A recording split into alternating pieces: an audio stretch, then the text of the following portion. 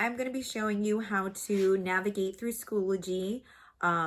This video is really pertained to parents because I do know that some students, we do this all the time in the classroom, so they should know how to navigate through Schoology and find certain activities and assignments that I've posted. Once again, I do want to send out this disclaimer that none of the assignments that they have are required. This is just assignments for them to work on during this time. So if you do see a due date, please ignore it. If you see a point value, please ignore it.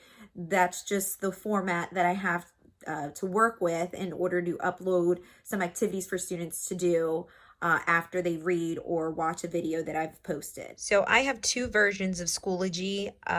We have the iPad version and we also have the desktop version. I do want to kind of let you know that it might look a little different on your child's end, the way my setup looks like, but what we both have in common from teacher side and student side is that they have courses labeled as such. So as you can see on the desktop version, it looks the same as the iPad version. So if students were to click this little tab on the left-hand corner, this tab kind of informs them of, this is like their directory. It tells them where to go. That I do want to show you is the courses again. If they click the courses, you're going to see those same tabs that I have on the main page. Once you click math, it is going to direct you to the activities that I've posted for math. To kind of distinguish which are the new activities that I've posted, anything underneath the GeoTown project folder, that's the new material. Same thing if I go in the desktop version. If I click math, you're going to see the same information that I just showed you on the iPad version. So if I click that folder, you're going to see the PDF with the directions on it. So if I click that, it's going to open up, and it may take a while for some.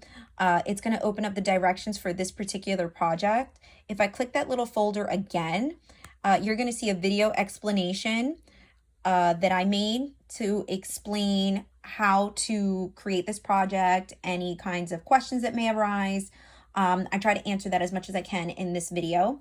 And then here I have the media folder for them to upload their finished product. Same thing if I were to look at the iPad version. If I click that window, it's going to show you everything that I just got done explaining from the desktop version. Another thing that you will find, once again, if I go to math, so they don't need to hit like courses math, which some of them do. They could hit the back arrow button, or they can just click on that hyperlink there and it will redirect them back to all the things that are in the math course section. Another thing I've uploaded is, it looks like it's an assessment, but it really isn't. And you can notice the due date is June 4th, which is kind of like the last week of school. But this is just some more practice review problems if they click that. Now, once again, it might look a little different from my end, but if I hit this preview button for you all, it will show you what it looks like for them. And it's just a couple of review problems, and I have only 6 that I've posted, and it's stuff that we've covered already. That's why I have it labeled trimester 1 and 2 review practice problems. So once students kind of fill out those multiple choice questions, if they get some incorrect, I'm not really too focused on the grade, just more so that if they do get it incorrect, that's something maybe they can continue to practice while at home. If I want to get out of this, because this is my preview version, I'm going to go back to that math tab. So same thing will happen if you click the iPad version. Some additional resources that I have posted are some Greg Tang. There's another folder here. It's Greg Tang worksheets and activity stuff for them to work on. And another thing they can do is some Freckle, which is a website that we use, and I have about 3 assignments that they can post. Now, I will be putting the code for Freckle up in just a bit, just in case students don't remember the code on how to log in. Typically, we have like a little index card that has all of our logging information, and since we're not at school, it might pose a little bit of a difficulty for some students to access certain things. So I'm going to be as helpful as possible. Going back to courses, we can click on reading. And in our reading tab, you will notice that anything underneath wonder, with the exception of the summative assessment, is new information or new material for them to work on. So if I were to click Wonders folder, you will see all the discussion posts that students have been working on, and anything underneath Justin all the way to the bottom are things that I've added for students to do. I know that some students don't have the Book Wonder at home, so I did find some YouTube videos for them to listen to the audio so that they can provide their response for the discussion. Once again, that due date says June 4th because this is just stuff that students are working on while they're at home. So I just want to keep them up to date and keep that flow moving as we continue to read along Wonder. If I were to click here, courses, reading, you will see the same thing, that folder with that summative assessment. Do not click that summative assessment. We don't need that because we've already done that. If you can continue to see there in the reading section, I've posted, some students were asking before we were on this break, if I've posted the diversity project book report Schoology type up. I've posted that there. It's a little different than before because I'm asking for students to be a little bit more reflective on their diverse book that they selected. So please think about that as you're forming your opinion and your review.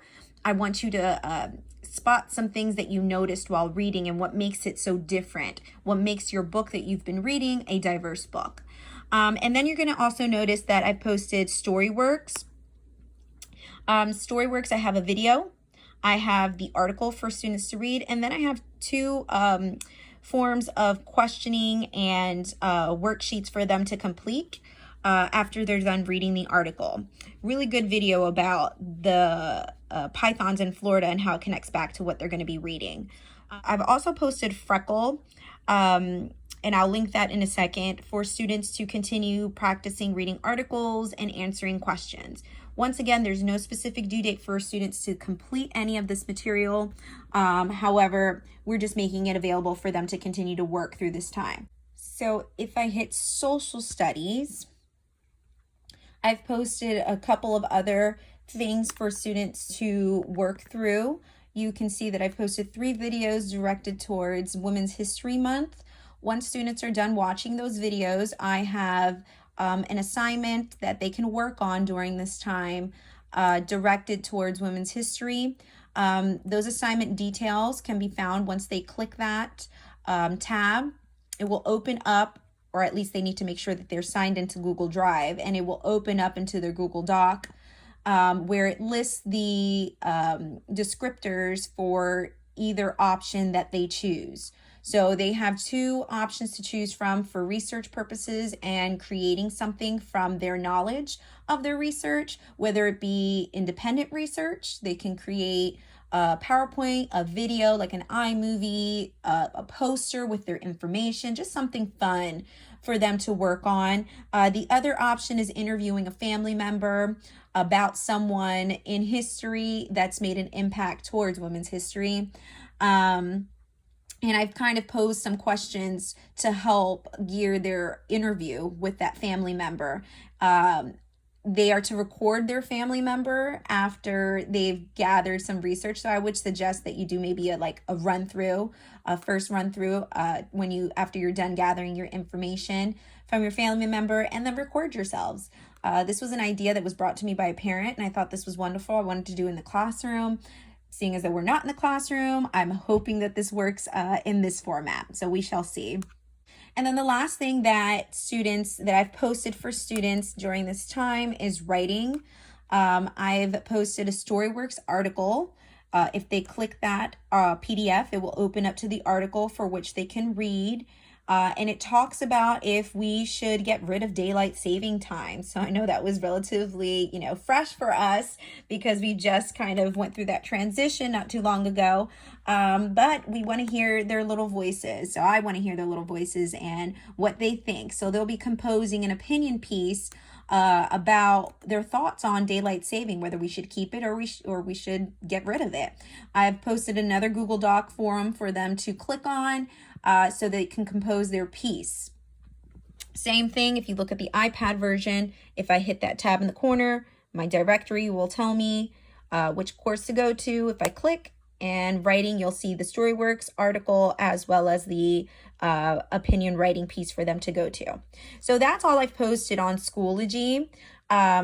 I hope that I was able to be helpful in navigating you through the things that I've uploaded for them to get on. Overall, I hope this was a helpful video for us to navigate through and see the assignments that I've uploaded for students to work on. So once again, this is just material for you to work on during this time. If you have any questions, please do not hesitate to email me.